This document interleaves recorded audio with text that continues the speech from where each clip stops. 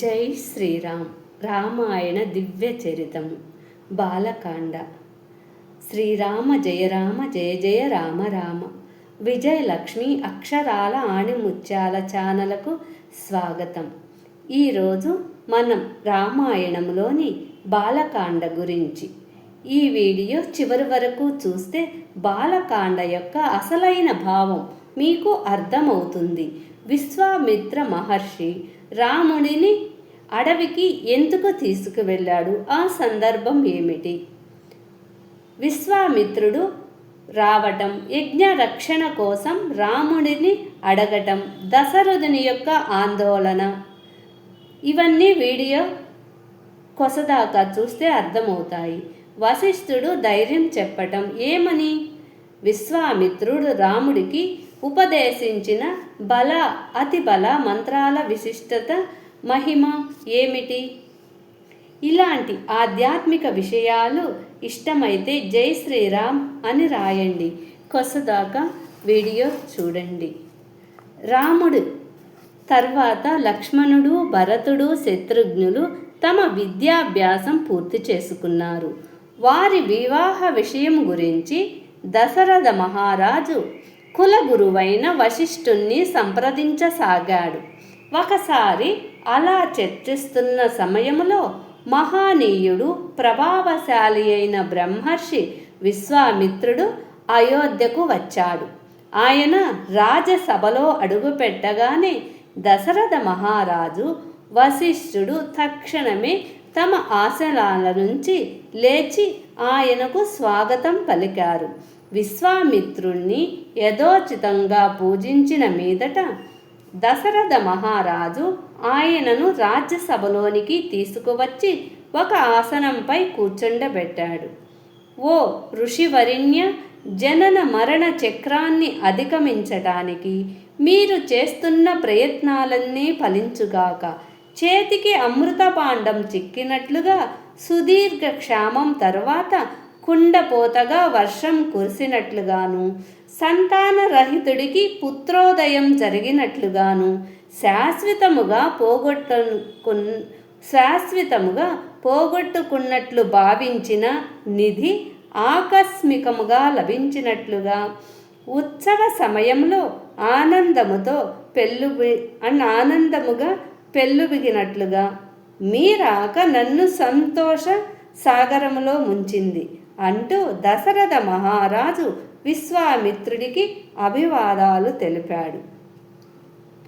విశ్వామిత్రుడు దశరథ మహారాజును కుశలు ప్రశ్నలు వేయగా మహారాజు వినయంగా, ఓ మహర్షి, తమరాక నాకొక మహద్భాగ్యము. మీ ఆగమనంతో నాకు గొప్ప గౌరవము కలిగింది. మీరు మీ అభిలాష ఏమిటో చెబితే మీరు వచ్చిన పనిని నెరవేర్చగలుగుతాను అని వినయంగా ప్రశ్నించాడు.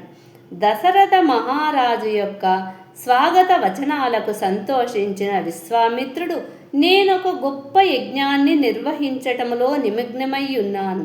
అది దాదాపు పూర్తి కావస్తుండగా మారీచుడు, సుబాహుడు అనే ఇద్దరు రాక్షసులు యజ్ఞకుండములో రక్త మాంసాలను కుమ్మరించి యజ్ఞ నిర్వహణకు అంతరాయం కలిగించారు. ఈ దుష్ట రాక్షసులు నా దీక్షను భగ్నం చెయ్యాలనే పట్టుదలతో ఉన్నారు. అలా వారు పదే పదే నా యజ్ఞకుండాన్ని కలుషితం చేస్తూ వచ్చారు. ఓ రాజా, యజ్ఞాన్ని నేను విజయవంతంగా పూర్తి చేసేందుకు ఈ భయంకరమైన రాక్షసులను సంహరించే నిమిత్తం నీ కుమారుడైన రాముణ్ణి నా ఆశ్రమానికి తీసుకువెళ్ళటానికై ఇక్కడికి వచ్చాను. నా అభ్యర్థనను నెరవేర్చటంలో తండ్రి ప్రేమ కారణముగా దయచేసి తటపటాయించకు. ఎందుకంటే ఈ కార్యాన్ని రాముడు అవలీలగా నెరవేర్చగలడు. నేను మీకు హామీ ఇస్తున్నాను. నీ ఔదార్యానికి ప్రతిఫలముగా నేను తప్పకుండా నీకు పుష్కలమైన ఆశీర్వాదాలు ఇస్తాను. కనుక ఒక్క 10 రోజుల పాటు రాముణ్ణి నా వెంట పెట్టుకొని పోనివ్వు. అతను సురక్షితముగా తిరిగి వస్తాడన్న విషయంలో నీవు నిశ్చింతగా ఉండవచ్చు అని విశ్వామిత్రుడు దశరథ మహారాజుతో చెప్పాడు. విశ్వామిత్రుడు పలుకులు విన్న దశరథ మహారాజు యొక్క హృదయ కేంద్రాన్ని ముళ్ళులా తాకాయి ఆ మాటలు. రాజు శరీరం మొత్తం వడకసాగింది. ఆ పైన ఋషి మౌనం ఉండటం చూసి రాజు సింహాసనం మీదే మూర్ఛపోయాడు.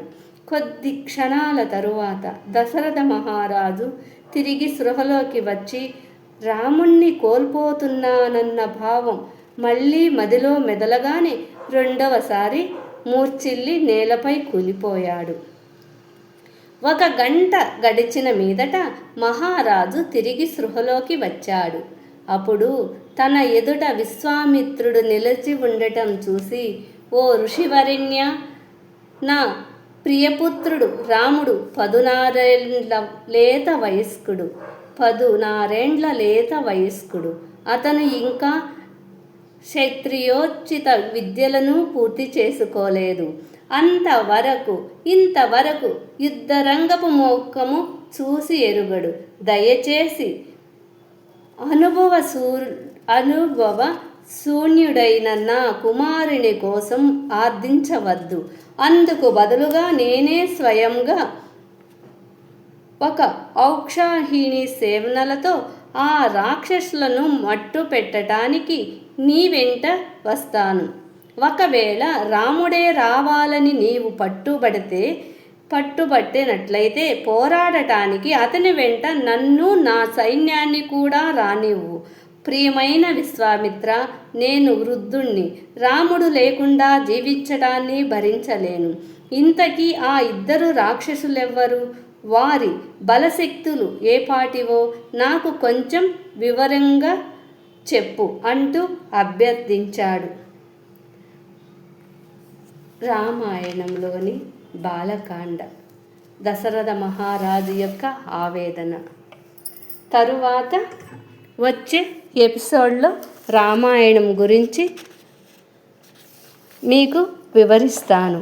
మన జీవితంలో కూడా కొన్ని సంఘటనలు అనుకోకుండా వస్తాయి. అవి కష్టాలు అనిపించినా అవే మన ఎదుగుదలకు మార్గం చూపిస్తాయి. విశ్వామిత్రుడి ఆగమనం ఇదే బోధిస్తుంది. ధర్మం కోసం అడుగు వేస్తే దైవ అనుగ్రహం తప్పక కలుగుతుంది. ఇలాంటి మహోన్నత ఘట్టాలు మన హృదయంలో ధర్మ బీజాలను నాటాలి.